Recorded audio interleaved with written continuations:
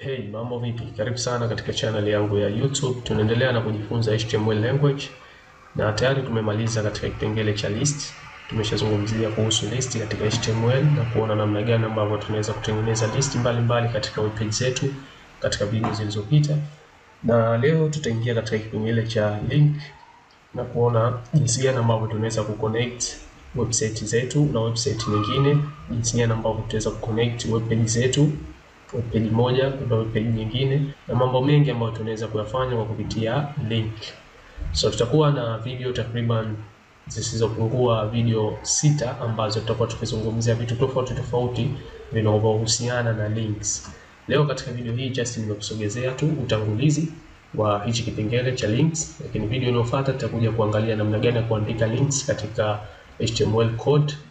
Video ambazo zitafuata tutakuja kugusia vipengele vingine ambavyo tutakuja kujifunza katika language hii ya HTML. So links kikubwa ambacho kinakwenda kufanya kama ilivyo jina lake ni kwenda kuconnect baina ya website moja na website nyingine. Unatengeneza website yako wewe, unahitaji kuweka link ambayo user ama yule mtu ambaye anatembelea hiyo website yako akiklik hiyo link, basi moja kwa moja anapelekwa katika website nyingine. Kwa mfano, kama umeshawahi kuingia katika website yoyote ile, ukiklik unapelekwa pengine katika website ya BBC, unapelekwa katika website ya YouTube, yani website nyingine unapelekwa nje ya website hiyo ambapo uliopo. So linki hizo tutakuja kujifunza namna ya kuzitengeneza.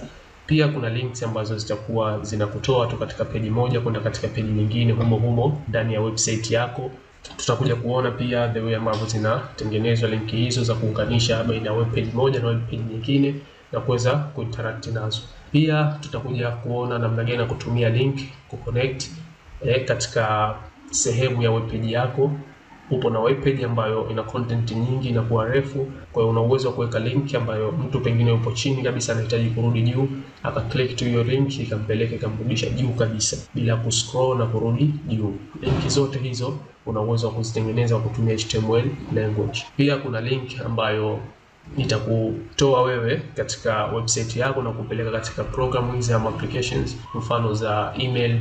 Una click katika link fulani, moja kwa moja inaenda ku start email program na tayari kwa ajili ya kutuma email kwa hiyo link email ambayo imewekwa hapo katika hiyo link. Pia una uwezo wa kuweka link katika image icons, mfano za social media. Mtu akiklik moja kwa moja anapelekwa katika account yako ya Instagram ama Facebook kwa kuklik tu ile link katika website yako. Vyote hivyo tutakuja kuviangalia namna gani ya kuweza kuweka link katika image. Tutakuja kufanya mtu akiklik tu image fulani ifunguke katika website nyingine huko ambayo itamuonesha maelezo kuhusiana na hiyo image na vitu kama hivyo.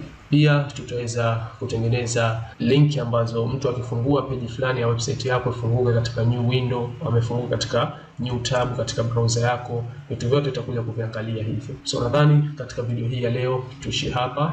Tukutane katika video ijayo. Tutakuja kufahamishana namna ya kuandika link katika HTML language, then tutaangalia mambo mengine. Asante sana, endelea kufuatilia YouTube channel yangu, subscribe my YouTube channel, share na wengine nao waje kupata kujifunza. Tukutane katika video ijayo.